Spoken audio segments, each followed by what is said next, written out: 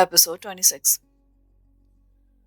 फरियाल ने आधे घंटे तक बड़ी हिम्मत और जज्बे का मुजाहरा किया और घने जंगल के अंदर नाहमवार रास्तों पर पुरसुकून अंदाज में मेरे साथ साथ चलती रही।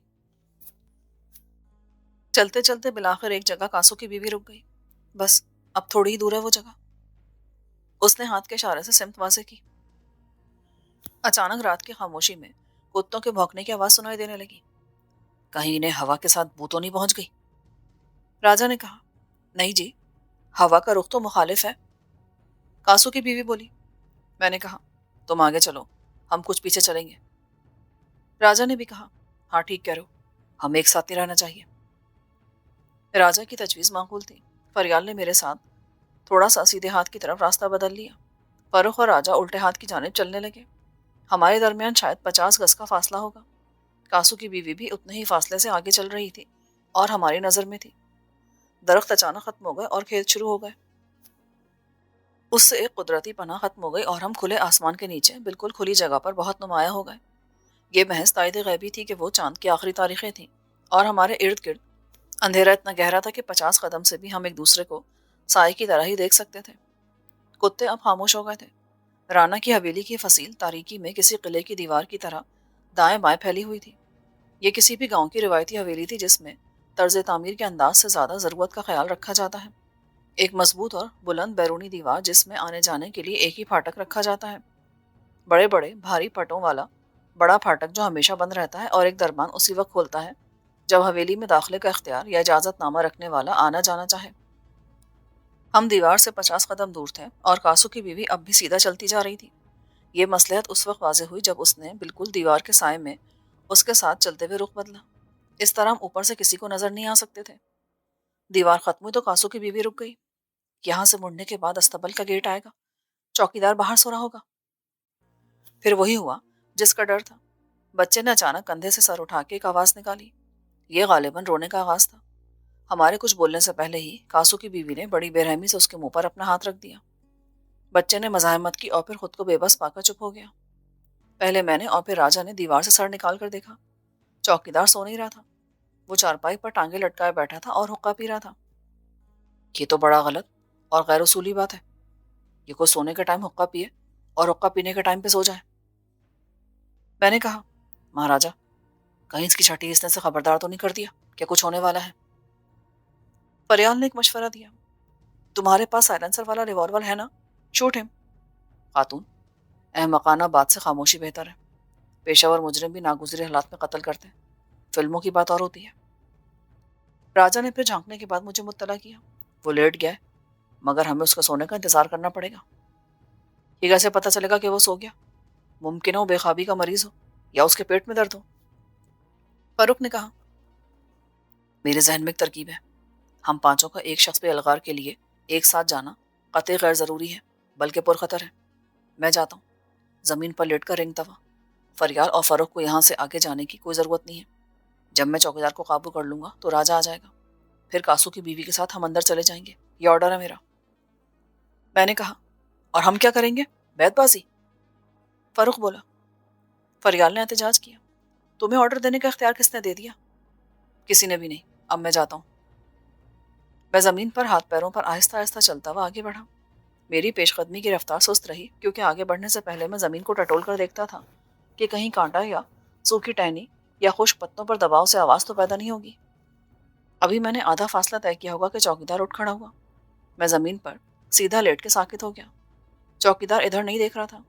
वो चारपाई से उतर के कुछ फासले पर खेत के मुंडेर तक गया। फसल कटने के बाद ज़मीन में हल चला के मिट्टी को धूप लगने के लिए छोड़ दिया गया था। वो मुंडेर पर खेत की तरफ मुंह करके और धोती उठा के उकड़ू बैठ गया तो शक व शुबे की बात ही ना रही।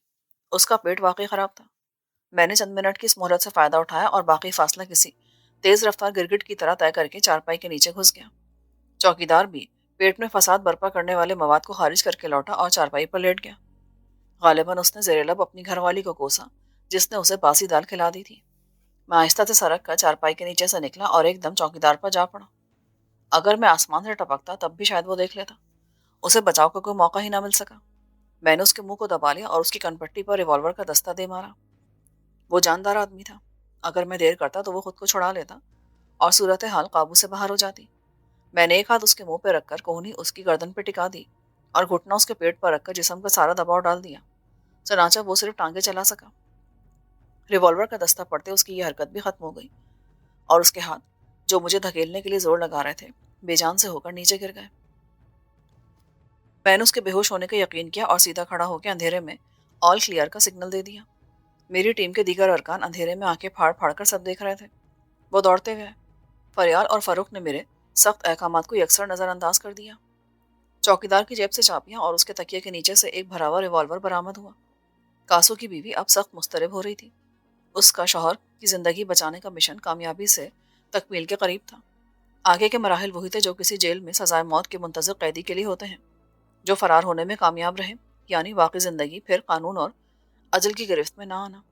کاسو اور اس کی بیوی نے یہ خطرہ مول لینے کا فیصلہ کر لیا تھا۔ وہ اپنے حاکم کی حدود فرمانروائی سے بھاگ کے دشمن حکمران کی پناہ میں چلے جائیں گے۔ زندہ رہنے کے لیے غداری اور نمک حرامی کے الزامات قبول کرنے میں ان کے لیے کوئی ذلت نہ تھی، کیونکہ وہ عزت کے مفہوم سے ناآشنا تھے۔ زندگی نے ان کو یہاں دیا ہی کیا تھا جو وہاں چھن جانے کا ڈر ہوتا۔ میں نے راجا سے کہا، اب ہم یہاں بیٹھ کے حقہ پیتے ہیں اور بیت بازی کرتے ہیں۔ مس فریال کاسو کو لے آئیں، چاہیں تو فاروق کو بھی اپنے ساتھ لے جائیں، ورنہ کیا ضرورت ہے؟ مجھے پتا ہوتا نا کہ میرا یہاں ساتھ آنا تمہیں اتنا برا لگے گا تو میں کبھی غلطی نہ کرتی۔ کتنا اچھا ہوتا اگر تم وہیں برا مان جاتی۔ مسٹر فاروق، میں نے آپ سے کہا تھا کہ وہیں رہیں۔ آئی ایم سوری، اس نے فریال کی طرف دیکھ کر کہا۔ میں نے سخت لہجے میں کہا، اندر ہم جلوس لے کر نہیں جائیں گے، تم چوکیدار کا خیال رکھو اور فریال کا بھی۔ بھائی میں تمہارے ساتھ رہوں گی۔ فریال، کچھ عقل سے کام لو۔ میرے دماغ میں عقل نہیں بھوسا ہے، عورت ہوں نا۔ بحث کرنے میں وقت ضائع نہیں کیا جا سکتا تھا۔ میں نے 3 چابیوں میں سے ایک کی مدد سے تالا کھولا اور اندر داخل ہو کے دروازے کو پھر بند کر دیا۔ اب میرے سامنے کشادہ صحن تھا جس کے چاروں طرف نیچی چھت والے کمروں کی قطار تھی۔ دائیں طرف حصہ بھینسوں کے لیے وقف تھا۔ گھوڑے بائیں جانب رکھے جاتے تھے۔ سامنے والے حصے کی چوڑائی کم تھی اور یہاں جانوروں کی ضرورت کا سامان، خوراک وغیرہ رکھا جاتا تھا۔ کاسو کی بیوی نے صحن کو درمیان سے کراس کیا۔ اب وہ بھاگ رہی تھی۔ 150 فٹ کا فاصلہ تھا جو ہم نے 2-3 منٹ میں طے کر لیا۔ پھر میرے سامنے ایک اور مقفل دروازہ آ گیا۔ کاسو کی بیوی نے ہاتھ کے اشارے سے واضح کیا کہ کاسو اندر ہے۔ میں نے دوسری چابی سے یہ تالا بھی کھول لیا۔ دروازے کے پیچھے مکمل اندھیرا تھا اور ایک ناگوار بو تھی جس سے متلی ہونے لگی۔ یہ بھینسوں کو دی جانے والی خوراک تھی جس کے ڈھیر سے یہ بوٹ رہی تھی۔ کاسو کی بیوی سب سے آگے تھی اور اس کا ہاتھ فریال نے پکڑ رکھا تھا۔ فریال کا ہاتھ میرے ہاتھ میں تھا اور میرا ہاتھ راجا نے تھام رکھا تھا۔ کاسو کی بیوی وسط میں چل رہی تھی۔ چند قدم چلنے کے بعد اس نے رک کر آہستہ سے آواز دی، کاسو؟ زیبو، یہ تو ہے؟ کاسو کی آواز قریب سے آئی۔ ہاں، آہستہ بول، میں تجھے لے جانے کے لیے آئی ہوں۔ نواب صاحب آئے میرے ساتھ۔ نواب صاحب خود آئے؟ ہاں، ان کی بیگم صاحبہ بھی ہیں۔ تو ہے کدھر؟ میرے تو ہاتھ پیر بندھے ہوئے ہیں۔ اندھیرے میں رسی کی ہر گرہ کھول کے کاسو کے ہاتھ پیروں کو رہائی دلانا ایک مشکل کام ثابت ہوا۔ میں نے اور راجا نے گھٹنوں کے بل بیٹھ کر یہ کام کیا۔ کاسو اس تمام عرصے میں میرا ہاتھ پکڑ کر چومنے کی کوشش کرتا رہا، ہمیں دعائیں دیتا رہا، تمام عمر غلامی کا یقین دلاتا رہا۔ یہ سخت جذباتی وقت تھا۔ کاسو کی بیوی رو رہی تھی اور فریال اسے تسلی دے رہی تھی۔ چند منٹ میں ہم نے اس کو آزاد کرا لیا، مگر پھر پتہ چلا کہ وہ چلنے کے قابل بھی نہیں۔ قید کی سختی، بھوک پیاس اور مار پیٹ نے اسے نیم مردہ کر دیا تھا۔ اسے سہارا دے کر اٹھائے گا تو وہ کرہانے لگا۔ مجھے فکر لاحق ہو گئی کہ وہ ہمارے ساتھ اتنی دور پیدل کیسے چلے گا۔ کاسو کی بیوی اس کو مسلسل دلاسا دے رہی تھی، اب فکر کرنے کی اور گھبرانے کی کوئی بات نہیں ہے، تھوڑی دیر کی بات ہے، حوصلہ رکھو، ہم آزاد ہو جائیں گے۔ نواب صاحب بڑے چنگے بندے، جبھی تو تجھے لینے اتنی دور آئے ہیں۔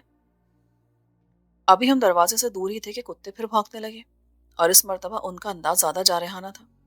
پھر مجھے یوں لگا جیسے کتے قریب آ رہے ہیں۔ میں نے ایک طرف سے کاسو کو یوں سنبھال رکھا تھا کہ اس کا بایاں بازو میرے شانے پر پھیلا ہوا تھا، دوسری طرف سے راجا نے اس کو سنبھالا ہوا تھا۔ وہ ہم دونوں کے درمیان لٹکا ہوا بڑی مشکل سے قدم اٹھا رہا تھا۔ میں نے فریال سے کہا، ہم آ جائیں گے، اگر ہم پکڑے بھی گئے تو وہ ہمیں نقصان نہیں پہنچا سکتے، لیکن تم لندن سے فرار ہو کے آئی ہو، تمہاری روپوشی کا راز فاش نہیں ہونا چاہیے۔ راجا نے کاسو کی بیوی سے کہا، تم انہیں لے جاؤ۔ وہ کاسو کی طرف دیکھنے لگی۔ میں نے خفگی سے کہا، آ جائے گا کاسو بھی، تم ساتھ نہیں جاؤ گی تو انہیں راستہ کون بتائے گا، اور تم خود بھی پکڑی جاؤ گی۔ دیر مت کرو، جتنا تیز ہو سکے نکل جاؤ یہاں سے۔ جب وہ دور نکل گئے تو مجھے اندازہ ہوا کہ ضرور کوئی بات ہوئی ہے۔ کتے اب بہت قریب آ چکے تھے۔ ابھی ہم کمرے کے دروازے سے نکلے بھی نہ تھے اور ہمارے سامنے کھلے صحن کا 150 فٹ کا فاصلہ باقی تھا۔ کتوں کی آواز میں اب کم سے کم 2 انسانوں کے آپس میں باتیں کرنے کی آوازیں بھی شامل ہو گئی تھیں۔ راجا، ہم کاسو کو ساتھ لے کر نہیں نکل پائیں گے۔ رکنے کا کوئی فائدہ نہیں ہے، تو کاسو کو لے جا۔ کیا مطلب؟ تجھے اکیلا چھوڑ دوں؟ راجا، میں انہیں روک لوں گا، ریوالور ہے میرے پاس، خالی ہاتھ بھی 2-4 سے بآسانی نمٹ سکتا ہوں میں۔ اور اگر وہ بھی مسلح ہوا تو؟ وہ تو اناڑی سمجھتا مجھے، میں سب کو لٹا دوں گا۔ جلدی کر، کوئی تجھے نہ دیکھے تو اچھا ہے، تو ان کے آنے سے پہلے جا۔ اچھا، پر تو میرا ریوالور رکھ لے، اس میں سائلنسر لگا ہوا ہے۔ راجا ایک دروازے سے باہر گئی تھا کہ کتے دوسرے دروازے پر پہنچ گئے جو مخالف سمت میں تھا اور شاید کہیں رانا کی حویلی میں اندر کی طرف کھلتا تھا۔ میں نے ایک جست لگائی اور دروازہ کھلنے سے پہلے دیوار کے ساتھ لگ کے کھڑا ہو گیا۔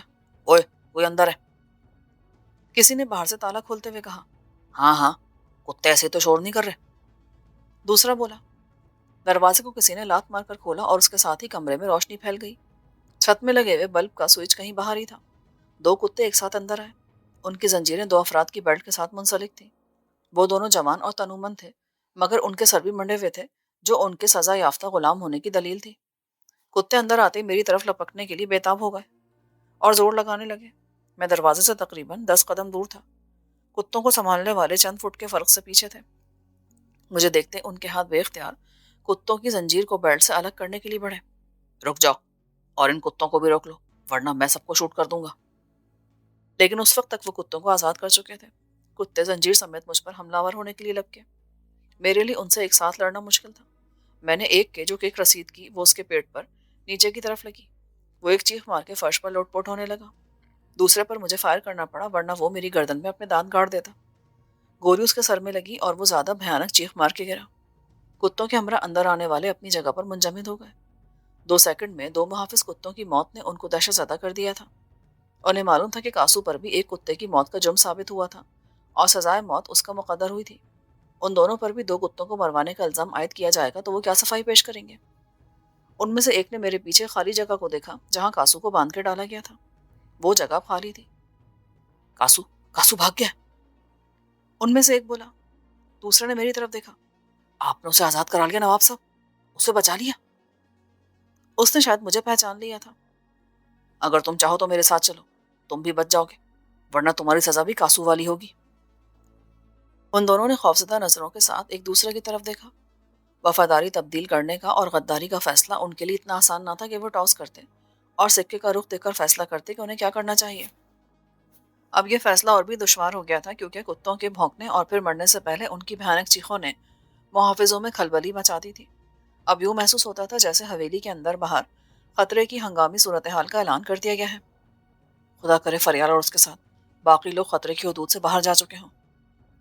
میں نے ایک خواہش کو دعا بنا لیا، پھر میں تیزی سے دروازے کی طرف لپکا۔ دونوں بے بس غلام اپنی بے بسی پر قانے مایوسی کی تصویر بنے کھڑے تھے۔ میں نے اچانک پلٹ کر کہا، خبردار جو کوئی میرے پیچھے آیا۔ میں دروازے سے نکلا اور صحن عبور کرنے کے لیے پوری رفتار سے دوڑا۔ اب بھی میں نے آدھا صحن ہی عبور کیا تھا کہ باہر سے شور سنائی دینے لگا۔ کسی نے چیخ کر کہا، اوے چوکیدار کو کیا ہوا؟ پھر ہر طرف لائٹس روشن ہونے لگی۔ میں نے رفتار بڑھانے کے لیے جسم کی ساری طاقت صرف کر دی۔ میری ٹانگیں ایک حد تک میرا ساتھ دے سکتی تھیں۔ میں اپنی اس کوشش میں ایک حد تک کامیاب رہا کہ صحن عبور کرنے تک کسی کی گولی کا نشانہ نہ بنا۔ ریوالور کا رخ سامنے رکھتے ہوئے میں بیرونی گیٹ سے باہر نکلا تو مجھے 2 محافظ دکھائی دیے جو بے ہوش چوکیدار کے پاس کھڑے تھے۔ انہوں نے میرا راستہ روکنے کی کوشش کی۔ پہلا یوں میرے سامنے جیسے کبڈی کھیلنے والا اپنے حریف کا راستہ روکتا ہے۔ میں ایک پاؤں کی ایڑی پر گھوم گیا۔ میرا دوسرا پاؤں اوپر اٹھا تو کسی ہیلی کاپٹر کے گھومتے پنکھے کی طرح اس کی پسلیوں پر پڑا۔ اس نے ہائے کا نعرہ لگایا اور پلٹ کے چوکیدار پر گرا تو وہیں پڑا چیختا رہا۔ اس کی 2-4 پسلیاں یقیناً ٹوٹ گئی ہوں گی۔ دوسرا جمپ لگا کے مجھ پر آیا۔ ایک لمحے کی تاخیر کے بغیر میں بیٹھ گیا۔ این اس وقت جب وہ میرے سر کے اوپر سے گزرنے والا تھا، میں ایک جھٹکے سے کھڑا ہوا تو میرا سر اس کے پیٹ میں لگا۔ وہ اوپر اٹھا اور میرے پیچھے گرا۔ اس کے پاس اسلحہ ہوتا تو وہ مجھے شوٹ کرنے میں دیر نہ لگاتے۔ غالباً بے ہوش چوکیدار پر جھک کے وہ تکیے کے نیچے سے اس کا ریوالور تلاش کر رہے تھے، لیکن وہ ریوالور اب میرے پاس تھا۔ میں پھر بھاگا۔ مجھ پر حملہ کرنے والوں نے ایک ہنگامہ برپا کر دیا تھا۔ وہ چلا چلا کے دوسرے محافظوں کو طلب کر رہے تھے اور انہیں بتا رہے تھے کہ سد بدائی کے نواب نے چوکیدار کو بھی مار دیا ہے اور وہ کاسو کو بھی لے گیا ہے۔ کھیتوں کی منڈیر پر دوڑنا آسان نہیں تھا۔ میں 2 بار گرا اور پھر بھاگا۔ یہ کھلی جگہ تھی جہاں ہر طرف سے اوپن ٹارگٹ تھا۔ میری کوشش تھی کہ کسی طرح درختوں کی پناہ میں پہنچ جاؤں، لیکن اب یہ ممکن دکھائی نہ دیتا تھا، کیونکہ یکے بعد دیگرے دو موٹر سائیکلوں کے سٹارٹ ہونے کی آواز کے بعد میں نے گھوڑوں کی ٹاپ سنی۔ مجھے اندازہ ہونے لگا کہ مجھے ہر طرف سے محصور کرنے کے لیے ایک منظم حکمت عملی کو بروئے کار لایا جا رہا ہے۔ میں نے صورتحال سے نمٹنے کے لیے ایک جوا کھیلنے کا فیصلہ کیا۔ میں ایک درخت کی اوٹ میں رک گیا اور ان آوازوں کو سنتا رہا جو ہر طرف سے قریب ہوتی محسوس ہو رہی تھیں۔ مجھے گھیرے میں لینے والوں نے تیز سرچ لائٹس بھی اٹھا رکھی تھیں۔ آخر شب کے سکوت کو موٹر سائیکلوں کی گھنگرج کے ساتھ گھوڑوں کی آواز نے بھی منتشر کر دیا۔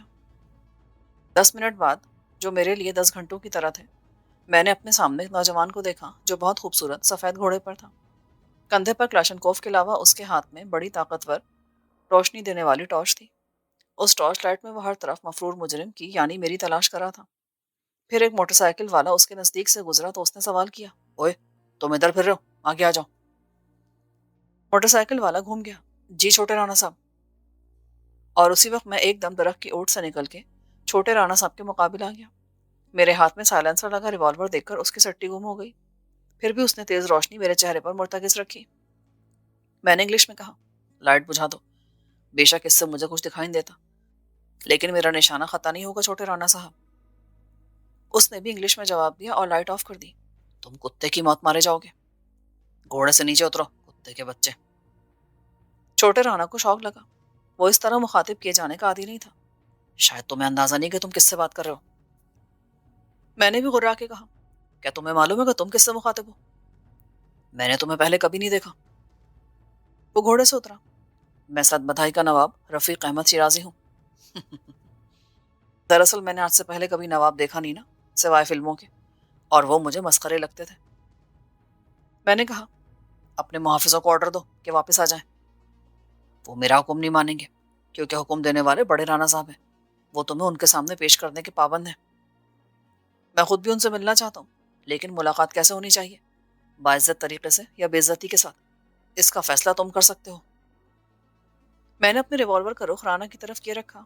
وہ کچھ دیر مجھے گھورتا رہا، پھر بولا، آخر تم خود کو سمجھتے کیا ہو؟ میں اپنا تعارف کرا چکا ہوں۔ تم نے ایک تاریخی واقعے کا ذکر ضرور سنا ہوگا۔ جب شکست کے بعد پورس کو قیدی بنا کے پیش کیا گیا تو سکندر اعظم نے اس سے پوچھا تھا کہ تمہارے ساتھ کیا سلوک کیا جائے، اور اس نے کہا تھا، وہی جو بادشاہ بادشاہوں کے ساتھ کرتے ہیں۔ میں یہاں اس حوالے کی ضرورت کو سمجھنے سے قاصر ہوں۔ دیکھو، بڑے رانا صاحب سے میری ملاقات پورے پروٹوکول کے ساتھ ہو سکتی ہے، جیسے عزت دار لوگ ملتے ہیں، یا غیر مہذب طریقے پر جیسے دشمن ملتے ہیں۔ تو تم سمجھتے ہو کہ یہ تمہارے اختیار میں ہے؟ میرے اختیار میں تو یہ بھی ہے کہ ارغمال بنا کر تمہیں اپنے ساتھ لے جاؤں۔ گولی جب تمہارے دل کے قریب ہوگی تو تمہیں کون بچانے کا رسک لے گا، اور کیسے بچائے گا؟ کیا اس کے بعد بڑے رانا صاحب کو چل کر میرے پاس تمہاری رہائی کی درخواست لے کر حاضر نہیں ہوں گے؟ آخر کو تم ان کے اکلوتے بیٹے ہو، وارث ہو۔ چھوٹے رانا کی حالت غیر ہونے لگی۔ اسے میرے اعتماد نے بھی بدحواس کر دیا تھا۔ اوکے، تم چاہتے کیا ہو؟ میں گھوڑے پر تمہارے پیچھے بیٹھتا ہوں، تم مجھے بڑے رانا کے پاس لے چلو۔ ریوالور میرے پاس رہے گا۔ چنانچہ تم اس بات کو یقینی بناؤ گے کہ مجھے نواب اور سدبدھائی کا پروٹوکول ملے۔ میرے ساتھ گھر آئے مہمانوں جیسا سلوک ہوگا۔ بات چیت کے بعد تم خود مجھے چھوڑنے جاؤ گے۔ کہاں تک؟ میری حویلی تک۔ تمہارے پاس کوئی چوائس نہیں ہے چھوٹے رانا صاحب۔ میں ویسے بھی گھوڑے پر تمہارے پیچھے بیٹھ سکتا ہوں اور تمہیں مجبور کر سکتا ہوں کہ میں جہاں کہوں وہاں چلو۔ اس بات کی کیا ضمانت ہوگی کہ میری واپسی بخیر و عافیت ہوگی؟ میرا شریفانہ وعدہ۔ خاندانی لوگ زبان کے اعتبار کو قائم رکھتے ہیں۔ بس اتنا بتا دو کہ تم مجھے بڑے رانا صاحب سے ملوانے ابھی لے کے جاؤ گے یا بعد میں وہ خود آئیں گے مجھ سے ملنے۔ بیٹھو میرے پیچھے۔ یہ بتاؤ، تمہیں جانا کہاں ہے؟ تم تو میری توقع سے زیادہ معاملہ فہم اور سمجھدار ثابت ہو رہے ہو۔ بڑے رانا صاحب کی طرف چلو۔ میں اس کے پیچھے گھوڑے پر سوار ہو گیا۔ اس نے گھوڑے کا رخ موڑ دیا۔ جنگل کی طرف ایک موٹر سائیکل کی روشنی دیکھ کر چھوٹے رانا نے اپنی ٹارچ روشن کی اور اسے جلا کر کوئی سگنل دیا۔ بائک ہماری طرف آنے لگی تو اس نے گھوڑے کو روک لیا۔ بائک والا قریب آ کے ٹھہر گیا۔ چھوٹے رانا نے کہا، فٹافٹ ابا جی کے پاس جا کے بتاؤ کہ ہم ایک مہمان کے ساتھ آ رہے ہیں۔ جی جناب۔ ان کے لیے مہمان خانہ کھولا جائے اور ان کی خاطر مدارات کا مناسب انتظام کیا جائے۔ یہ ابا جی سے وہیں ملیں گے۔ جی چھوٹے رانا صاحب۔ موٹر سائیکل والا اپنے پیر زمین پر ٹکائے موٹر سائیکل کو ریس دیتا رہا۔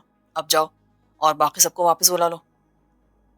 چھوٹے رانا نے کہا، پھر مجھ سے انگلش میں بولا، کیا یہ ضروری ہے کہ تم ریوالور کو اتنی سختی سے میری پسلیوں میں گاڑ کے رکھو؟ سوری، میرا ارادہ ہرگز تمہیں تکلیف دینے کا نہیں تھا۔ 10 منٹ بعد جب گھوڑا رانا رجب علی کی حویلی کے گیٹ سے گزرا تو خلاف توقع وہاں کوئی دربان دکھائی نہ دیا۔ اندر بھی لائٹیں جل رہی تھیں مگر دور دور تک کوئی دکھائی نہ دیتا تھا۔ یوں لگتا تھا جیسے حویلی کے اندر کوئی نہیں رہتا۔ کچھ دیر پہلے یہاں جتنی ہلچل تھی اب اتنی ہی خاموشی تھی۔ سارے غلام اور محافظ روپوش تھے۔ انہیں حکم دے دیا گیا ہوگا کہ جب تک طلب نہ کیا جائے کوئی سامنے نہ آئے۔ میں اندازہ کر سکتا تھا کہ اس حسن انتظام کی ضرورت کیوں محسوس کی گئی ہوگی۔ موٹر سائیکل سوار نے جب بڑے رانا صاحب کو چھوٹے رانا کا پیغام پہنچایا ہوگا تو یہ بھی بتا دیا ہوگا کہ اس نے کیا ناقابل یقین منظر خود اپنی گناہگار آنکھوں سے دیکھا تھا۔ بڑے رانا نے اپنی عقل کی عیاری سے فوراً صورتحال کو سمجھ لیا ہوگا۔ اپنے ولی عہد بہادر کی زندگی بچانے کے لیے وہ مجھے بطور مہمان ریسیو کرنے پر مجبور ہو گیا تھا، مگر وہ نہیں چاہتا تھا کہ اس کی بے بسی اور مجبوری کا تماشا حکم کے غلاموں کی نظر سے گزرے۔ اس نے سب کو دفع ہو جانے کا حکم دیا ہوگا اور پیغام پر موٹر سائیکل والے پر واضح کر دیا ہوگا کہ یہ خبر پھیلی تو مجرم اس کی زبان کو سمجھا جائے گا، زبان کاٹی جائے گی یا اس کا سر، اس کا فیصلہ بعد میں ہوگا۔ چنانچہ مجھے بڑے رانا نے ریسیو کیا تو کوئی دیکھنے والا موجود تھا اور نہ سننے والا۔ رانا کے لیے ایک پرتسلیل موقع تھا۔ جب ہم دونوں گھوڑے سے اترے تو اس نے ایک قہر آلود نگاہ مجھ پہ ڈالی اور دوسری ملامت بھری نظر اپنے بیٹے پر ڈالی جو پورے لاؤ لشکر، ہاتھی گھوڑے اور توپ خانے کے ساتھ ایک محصور دشمن کو گرفتار کرنے گیا تھا مگر خود گرفتار ہو کے لوٹا تھا۔ پھر وہ پلٹ کے چل پڑا۔ مہمان خانہ بہت شاندار تھا مگر ہم میں سے کسی نے بھی مہمانی یا میزبانی کے آداب نہ نبھائے۔ نہ رانا نے مجھے بیٹھنے کے لیے کہا اور نہ میں نے یہ مناسب جانا۔ چھوٹے رانا کی کلاشنکوف اب میرے کندھے پر تھی لیکن میں اپنے سائلنسر لگے ریوالور پر زیادہ بھروسہ کرا تھا۔ اس کا رخ چھوٹے رانا کی طرف تھا جو مہمان خانے کے وسط میں پہنچ کے رک گیا تھا۔ میں اس سے 10 فٹ کے فاصلے پر تھا۔ رانا رجب علی بھی اتنے ہی فاصلے پر ٹھہر گیا تھا۔ ہم تینوں ایک مثلث کے 3 کونوں پر آمنے سامنے کھڑے تھے۔ ہم سب کے جذبات کی نوعیت جدا تھی، چنانچہ رد عمل بھی مختلف تھا۔ رانا غصے، بے بسی اور احساس ذلت سے وہ پریشر کوکر بنا تھا جو پھٹنے کے قریب ہو۔ اس کا بیٹا شرمندہ تھا اور میں پر اعتماد انداز میں کھڑا تھا۔ رانا بولا، تو تم آئے ہو نواب اب صد بدھائی بن کے ہم سے ملنے؟ آپ نے بھی مدعو کیا تھا مجھے، اگرچہ مدعو کرنے کا طریقہ انتہائی غلط تھا مگر میں آ گیا۔ تم ایک سرکاری ملازم، ایک بے حیثیت استاد کی اولاد، پینشن میں گزر اوقات کرنے والے، کل تک 10 مرلے کے گھروندے میں رہنے والے، گلی کے آوارہ کتے کی طرح در بدر پھرنے والے، آج ہماری ہم عصری کا دعویٰ کرتے ہو، نواب بن گئے ہو؟ ہاں، کل کی بات تو جانے دو رانا، استاد تو پھر بھی محترم ہوتا ہے۔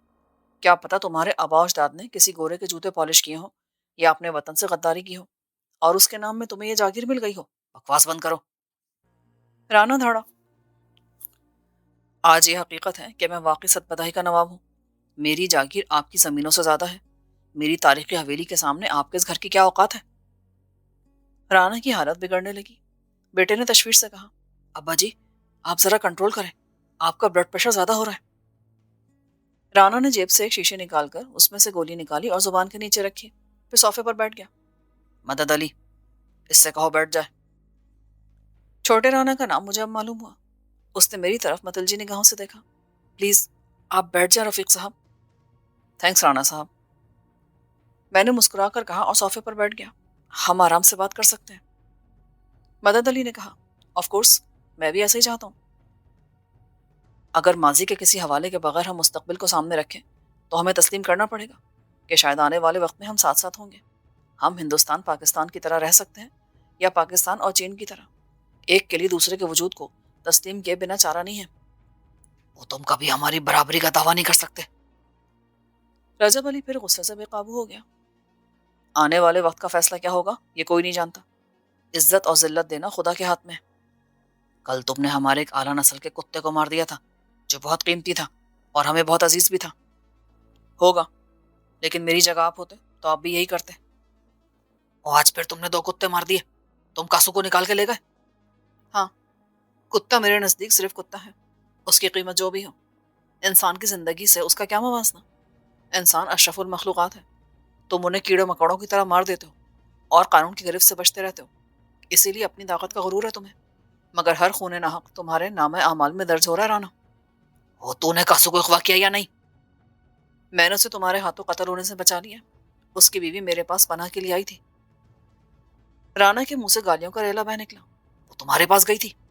ہاں، اس نے اپنے بچے کو میرے قدموں میں ڈال دیا تھا، مجھے خدا رسول کا واسطہ دیا تو پھر میں انکار کیسے کر سکتا تھا؟ وہ میرا بندہ مجھے واپس کر دے نواب کی اولاد۔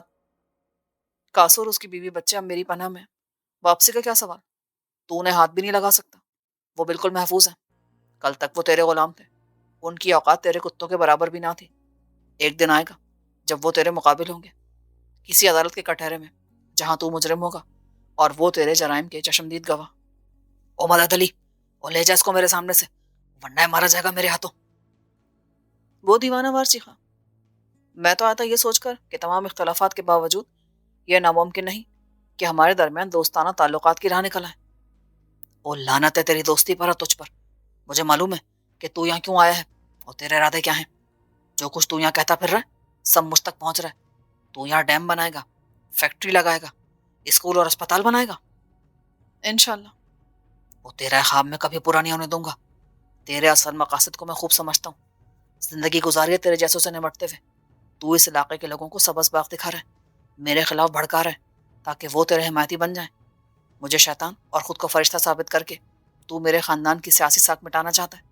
असम्बली में यह सीट मुझसे पहले मेरे बाप की थी और मेरे बाद मेरे बेटे की होगी। तू उस पर कभी कब्जा नहीं कर सकेगा। राना, अभी तक मैंने इस पहलू से सोचा ही नहीं था, लेकिन अब यही होगा। मैं ये चैलेंज कबूल करता हूँ। वो बड़ी महंगी पड़ेगी तुझे हमारी दुश्मनी नवाबजादे। देखता हूं मैं तू डैम कैसे बनाता है। दरिया तो मेरी जमीन से गुजरता है ना। तुम तो अपनी जमीन पर खुदाई के दावेदार बने बैठे हो। ये समझते हो कि इंसानों की जिंदगी और मौत पर भी तुम्हारा इख्तियार है। ये भरम बहुत जल्द टूट जाएगा। ना मैं तुम्हारा मज़ार हूं और ना गुलाम। जो मैंने कहा है वो करके भी दिखाऊंगा। तुम ना मुझे डरा सकते हो ना रोक सकते हो। रोक तो तुम कासू को भी नहीं सके, जिसे तुमने कैद में डाल के सजाए मौत सुना दी थी। बहुत जल्द तुझे मालूम हो जाएगा बलोंगड़े कि तू शेर की नस्ल से नहीं है, इसीलिए धाड़ने की कोशिश मत कर। मैं उठ खड़ा हुआ। चलो मदद अली, बात बढ़ाने से कोई फायदा नहीं। राना चिल्लाया, इसे कहा ले जा रहे हो तुम? मैंने रिवॉल्वर का रुख उसकी तरफ किया। मैं किसी को नुकसान नहीं पहुंचाना चाहता। तुम्हारा बेटा मुझे छोड़ के आ जाएगा। वो नहीं नहीं, ये नहीं जाएगा तुम्हारे साथ। वो नर्वस होने लगा। मदद अली बोला, अब्बा जी हौसला रखो, और मुझे कुछ नहीं होगा। यहाँ मैं इसी जमानत पर आया था और मैंने जमानत दी थी कि राना मदद अली मुझे छोड़ने जाएगा तो बाहिफाजत वापस आएगा। ये मेरा वादा है। और मैं कैसे एतबार कर लूं तेरे वादे पे? तू मुझे नाड़ी समझता है? एतबार तो तुम्हें करना पड़ेगा, लेकिन तुम्हारे इत्मीनान के लिए मैं हलफ भी उठा सकता हूँ। वो झूठा हलफ उठाने वाले पर खुदा का अजाब नाजिल हो। मदद अली, जा जाके कुरान ले आ। मदद अली ने इजाजत तलब नजरों से मेरी तरफ देखा। कुरान इसी कमरे में मौजूद है, इस अलमारी में। जब मैंने हलफ उठा लिया तो राना के दिल को कुछ इत्मीनान हुआ। मदद अली के साथ मैं भी चलूंगा गाड़ी में। मुझे कोई एतराज नहीं। हम एक साथ लेकिन आगे पीछे बाहर आए। देखने वाला अब भी कोई ना था। ये खामोशी और खाना वीरानी बेसबब नहीं हो सकती थी। मुझे कुछ मालूम ना था कि इस हवेली के अंदर कितने लोग रहते हैं। राना रजब अली की कितनी बीवियां हैं, कितने बच्चे हैं। उसके बहन भाई हैं तो क्या सूरत हालात से बेखबर सो रहे हैं? नौकर चाकर और मुहाफिज कहाँ हैं? हर शख्स मामलात से इतना लाताल्लुक क्यों है? सहन में आगे पीछे 4 गाड़ियां खड़ी हुई थीं। उनमें एक लैंड क्रूजर सबसे आगे थी। स्याह रंग की उस बिल्कुल नए मॉडल की गाड़ी पर झंडा तो नहीं लगा था, मगर पीतल के चमकते हरूफ से MPA लिखा साफ नजर आ रहा था। उसके पीछे वो सफेद नई टोयोटा करोला थी, जिससे पहली बार सदबधाई आते हुए तसादुम होते होते रह गया था।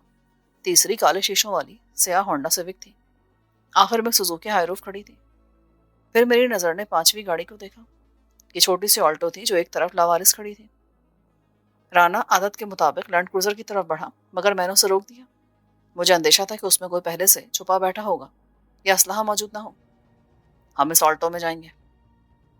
राना का चेहरा ऐसे बिगड़ा जैसे किसी VIP के सामने दावत में सूखी रोटी और चटनी रख दी जाए।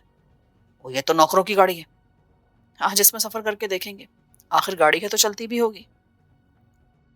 अब मेरे शक को तक़वियत हासिल हुई। शायद मेरे प्लान की तब्दीली ने बेइज्जती से ज्यादा राना के मंसूबे पर नाकामी की मोहर सबत कर दी थी, और इसका दुख उन दोनों बाप बेटों की सूरत पर मायूसी का अक्स बन गया था। लैंड क्रूजर में जाता तो शायद अपनी हवेली के बजाय में आदमाबाद पहुंच जाता।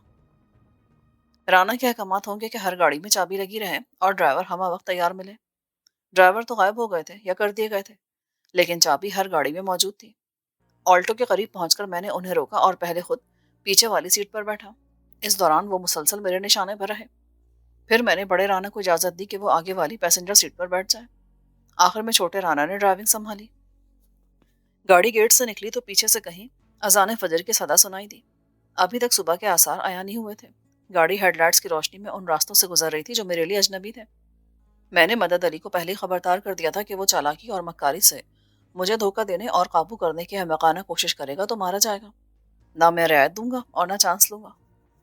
آدھے گھنٹے بعد بھی مجھے سد بدھائی کی جانب لے جانے والے کسی راستے سے شناسائی محسوس نہیں ہوئی تھی۔ جنگل کے پرپیچ راستے سب ایک جیسے محسوس ہوتے تھے۔ ایک جگہ میں نے اچانک مدد علی کے کلاشن کو کھڑکی سے باہر پھینک دی۔ ان کی آخری امید بھی دم توڑ گئی کہ شاید اترتے وقت وہ مجھ سے یہ اسلحہ چھین لیں اور مجھے چھلنی کر دیں۔ وہ یہ تم نے کیا کیا؟ بڑے رانا نے سر گھمایا۔ اضافی پوچھتا پھینک دیا۔ تم اسی راستے سے واپس بھی جاؤ گے نا تو اٹھا لینا۔ پہلے پہاڑی نمودار ہوئی، پھر اچانک پل آ گیا۔ گاڑی پل کراس کر چکی تھی اور مجھے اپنی حویلی کی روشنیاں صاف دکھائی دے رہی تھیں۔ اوپر آسمان بھی روشن ہونے لگا تھا۔ میں نے گاڑی رکوا لی اور نیچے اتر کے بڑے رانا کی طرف گیا۔ میں نے جھک کر کہا، رانا صاحب، آپ عمر میں مجھ سے زیادہ ہیں، اتنا تو سمجھتے ہوں گے کہ دشمنی اور جنگ یک طرفہ نہیں ہوتی، اور حریف کمزور نہ ہو تو نہ کسی کی فتح ہوتی اور نہ شکست، دونوں کی بربادی ضرور ہوتی ہے۔ آخر تم کہنا کیا چاہتے ہو؟ یہی کہ انا پرستی اور غرور میں خودکشی سے بہتر ہے کہ ہم پرامن بقائے باہمی کے راستے پر چلتے رہیں۔ مدد علی بولا، کیا اب ہم جا سکتے ہیں؟ یقیناً۔ ایک چیز ہوتی ہے انسان کا ضمیر، یہ نہ ہو تو کوئی وعدہ، کوئی حلف انسان کو شیطان بننے سے روک نہیں سکتا۔ گاڑی نے یو ٹرن لیا اور واپس روانہ ہو گئی۔ میں نے اسے تقریباً آدھا کلومیٹر تک درختوں میں گم ہوتے دیکھا اور پھر اپنی حویلی کی طرف چل پڑا۔